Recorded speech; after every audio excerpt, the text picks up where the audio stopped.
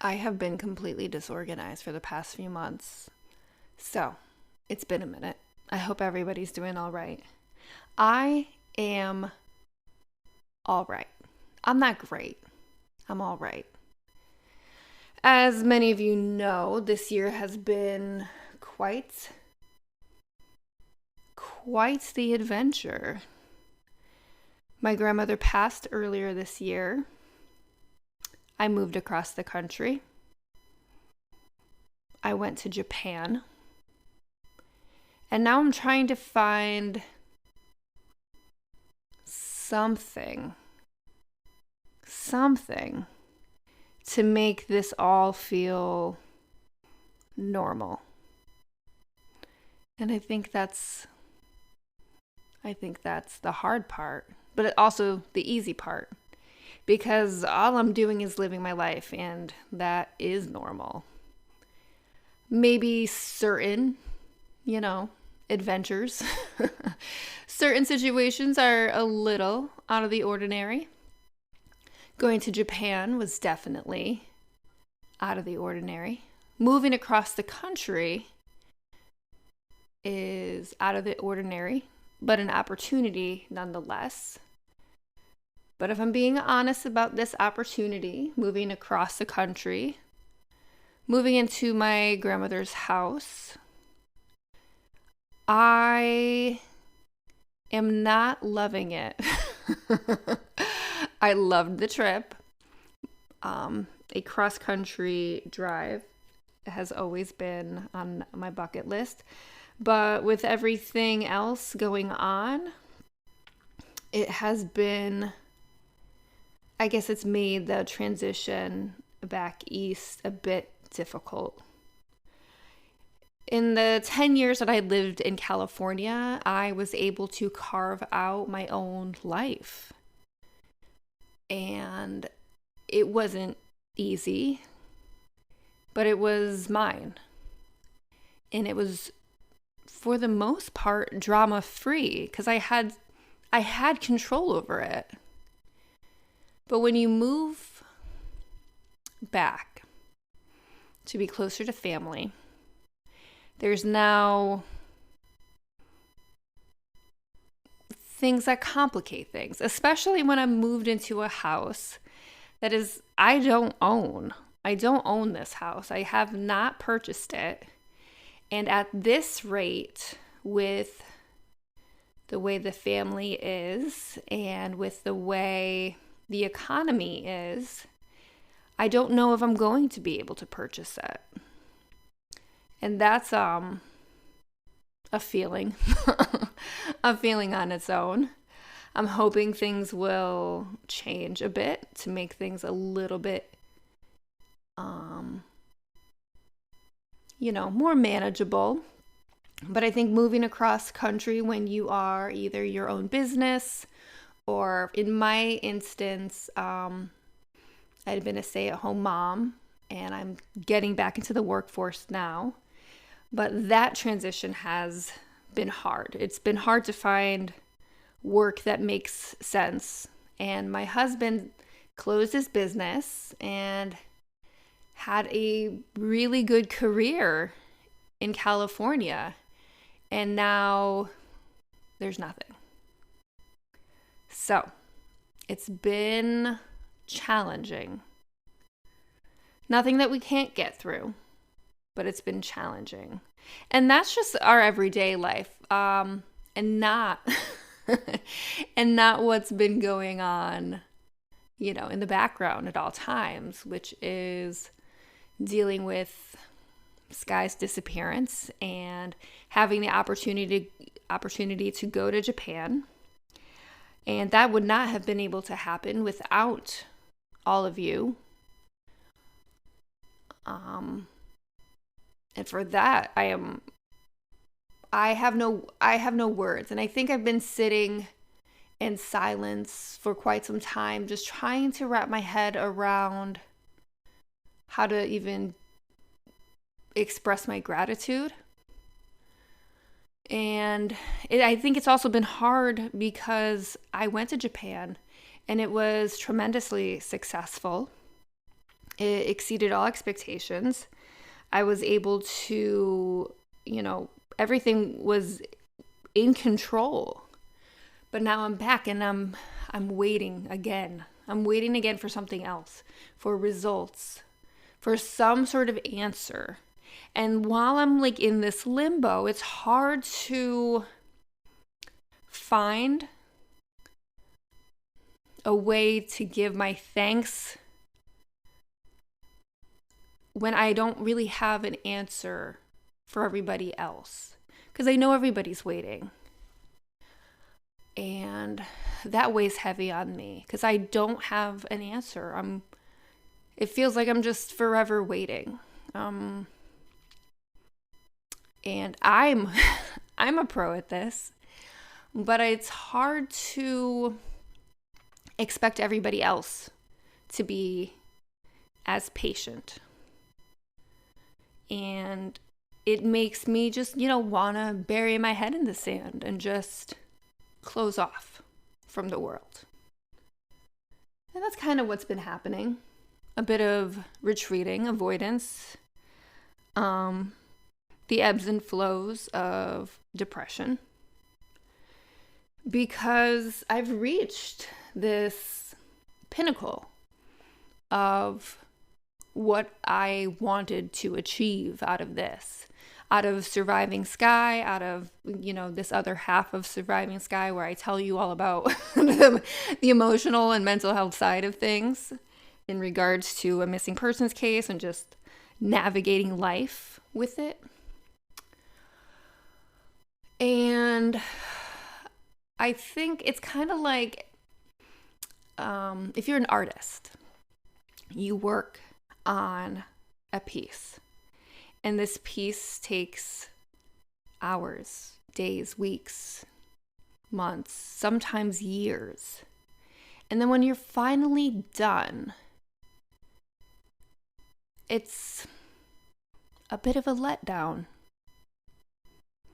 Because it's not so much about what the end goal is. It is the process. It's that time spent that is where you find yourself. It's transformative. It is where you make mistakes and where you learn. At the end, it is the result of the process. But in the result, that last piece, nobody sees what you went through.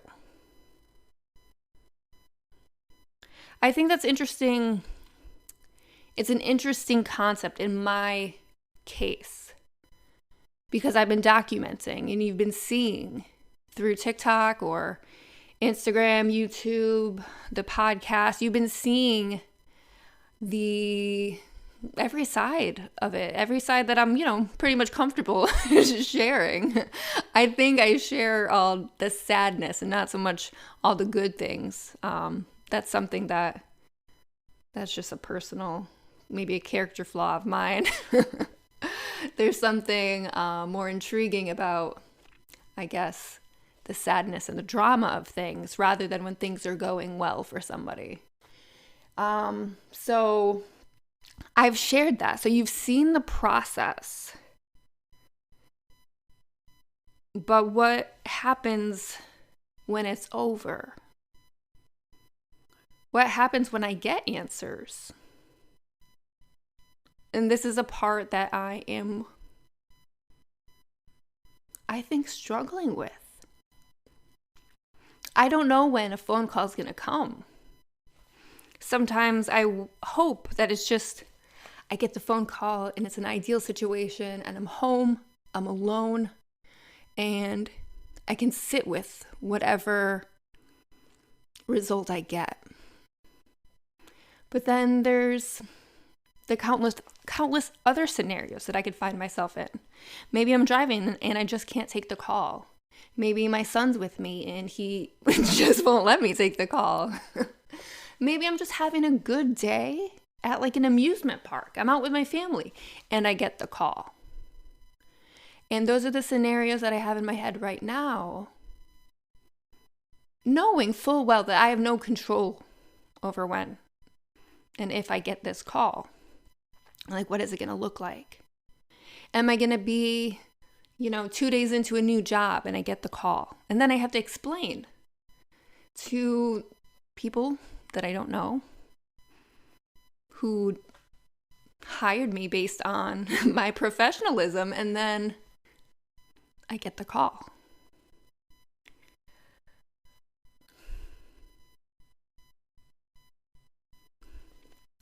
I guess a part of me, as much as I want the call, I don't. I think it's tough to really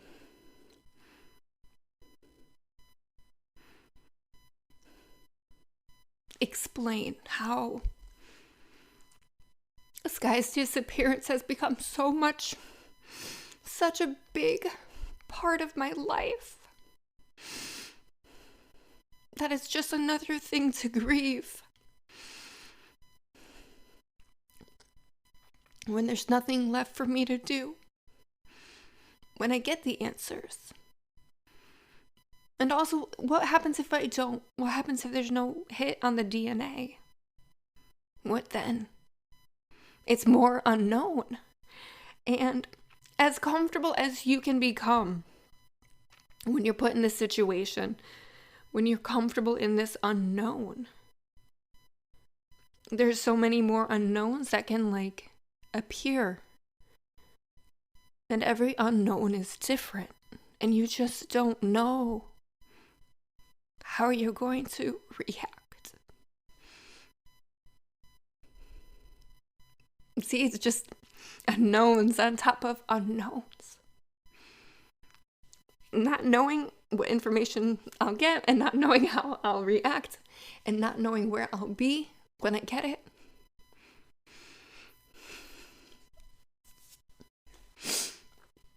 And on top of that, I'm back in the place where this all began. And I think it would be a beautiful thing to be back and bring closure to it, to bring it full circle. But what do I do when that circle is closed? When there's no longer space for me in that circle?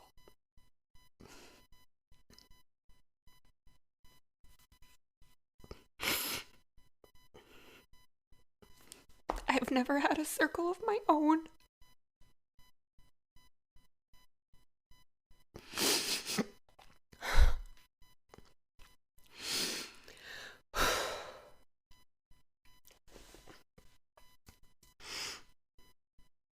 I want to tell you all so much about my trip to Japan.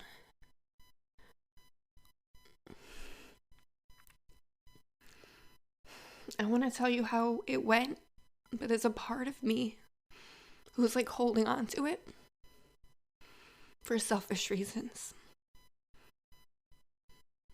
Because it's mine right now.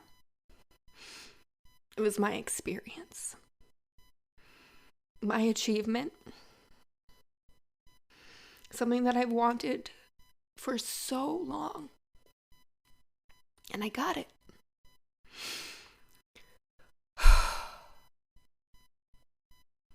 But it was so tough. It was so tough. My mother and I were dismantled, rebuilt and dismantled again, and it was all at our own hands. I don't think I've really let it sink in yet.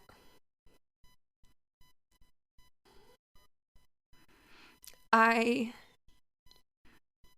grieve for the loss of perhaps never going back to Sapporo again. There was something so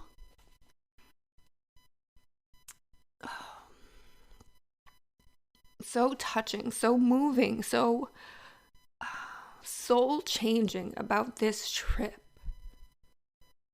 about the city of Sapporo itself that I hope to bring my own family back there. I want my husband and I want my son to see it. I want to spend some time there again.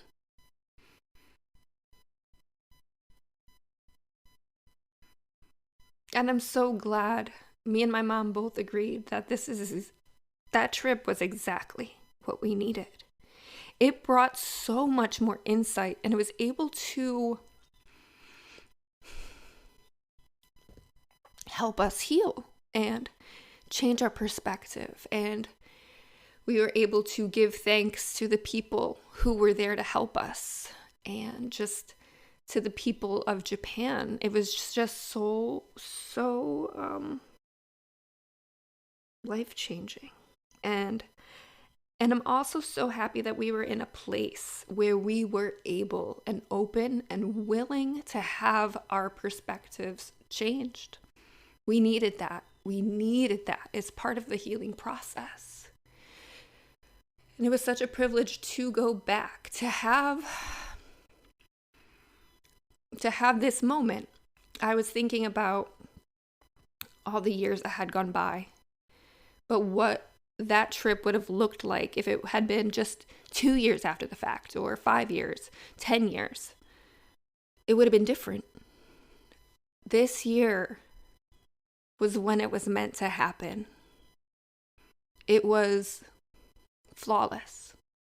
It was what we needed, and it was what we were ready for.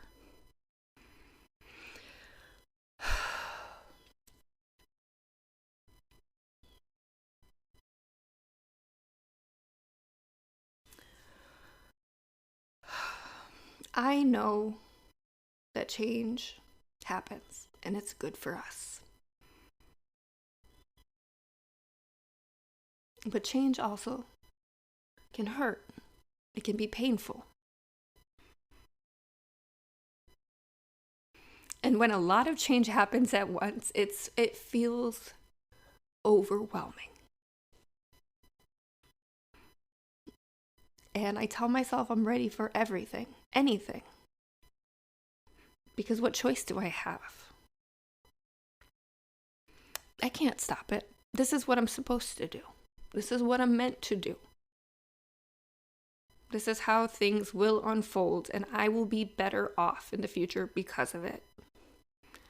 But it is really hard in the moment to fully appreciate it for what it is and what it will do for you. Because I don't know what the future is going to look like. I don't know how this will unfold. I don't know the answers I'll get regarding Sky's DNA. And I don't know if I'll stay here in Connecticut. But I guess I'm still a pro at not knowing. I think just for once I'd like to know something. Just one thing.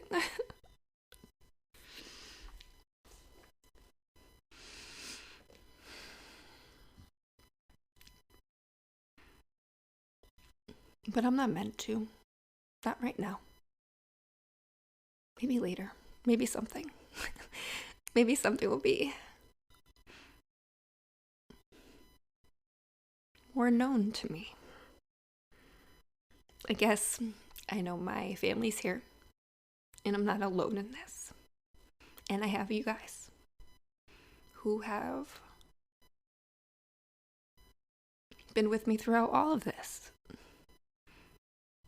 So thank you. Thank you for being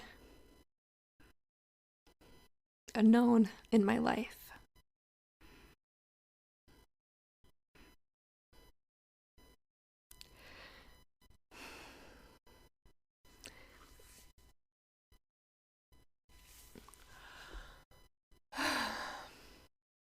Okay, I think that's enough. Yeah, this has been Therapy Notes. I don't know the episode.